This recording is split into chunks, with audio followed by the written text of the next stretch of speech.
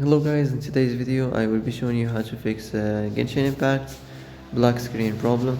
So the answer is easy, just go to the settings and then scroll down to the apps section and then go to the search and search Genshin Impact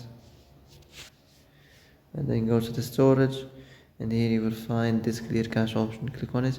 Now you can go check it if it worked, and if it didn't you can try to restart your phone or turn the Wi-Fi off and on, or the Bluetooth or the airplane mode.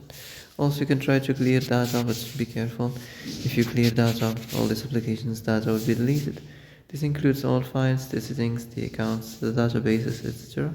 So be careful if you want to clear your data. And that's it for today's video. I hope this is the answer you've been looking for.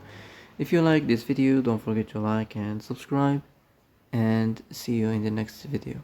Thanks for watching.